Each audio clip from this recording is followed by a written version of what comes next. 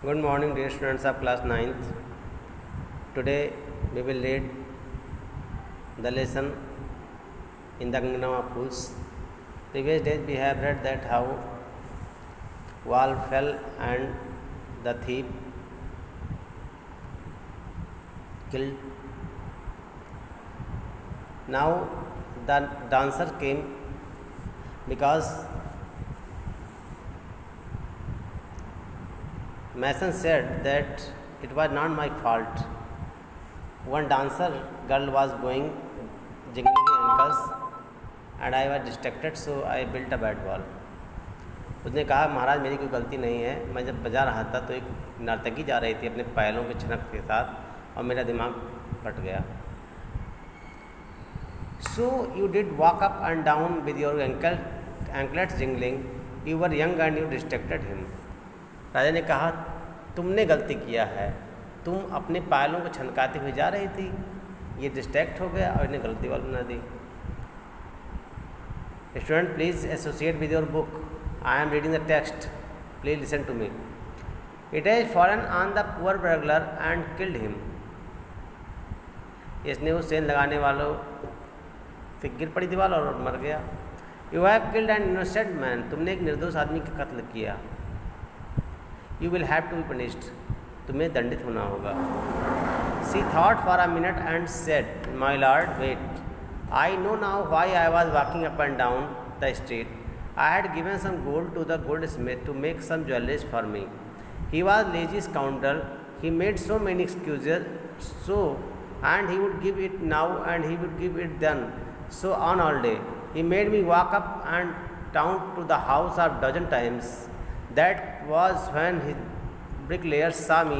It's not my fault, my lord, it's the damned goldsmith faults.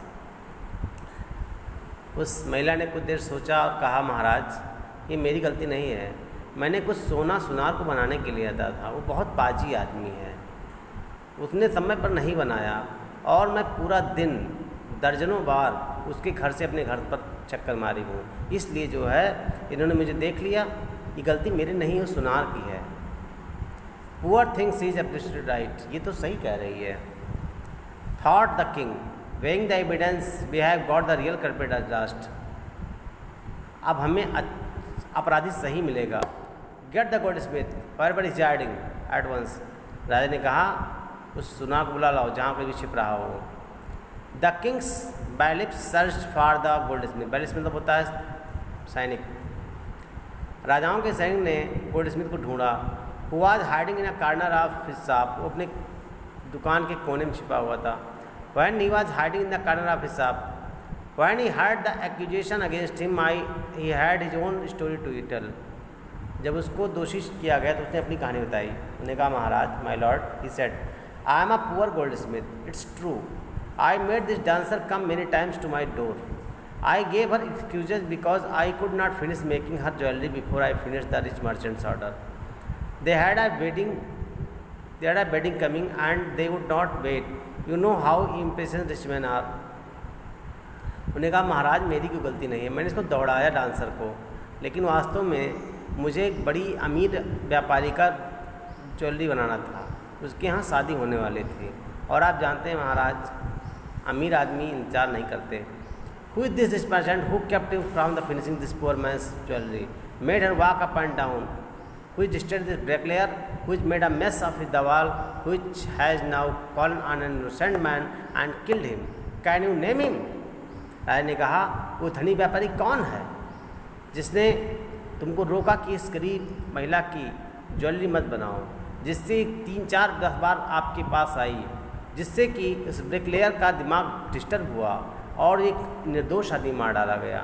क्या आप उस धनी व्यापारी का नाम बता सकते हैं. The goldsmith named the merchant and he was none other than original owner of the house whose wall had fallen.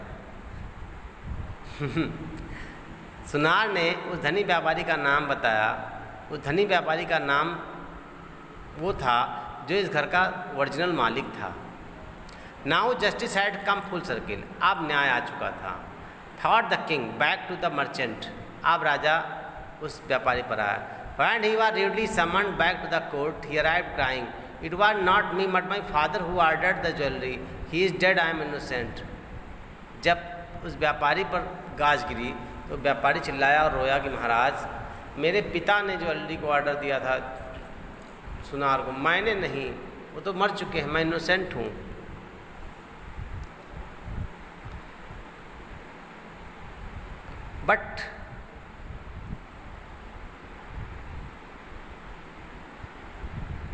But the king consulted his ministers and ruled decisively, "It is true your father is the true murderer.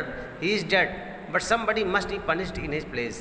You have inherited everything from the criminal father of yours." राजा ने कहा, ठीक है, तुम्हारे पिता सही हत्यारे हैं, लेकिन अब मर चुके हैं, तो चूँकि तुमने उनका सब कुछ विरासत में प्राप्त किया है, तो ये भी विरासत में प्राप्त करो। He riches as well as sins, जैसे तुमने को वैभव प्राप्त किया है, उनके पाप भी प्राप्त करो।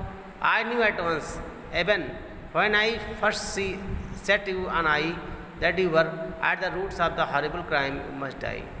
तुमने बहुत भयानक अपराध किया है और तुमको मरना चाहिए। ओके स्टूडेंट्स, आज के लिए इतना ही। कल आपको एंड ही ऑर्डर्ड से पढ़ाएंगे। Okay, bye.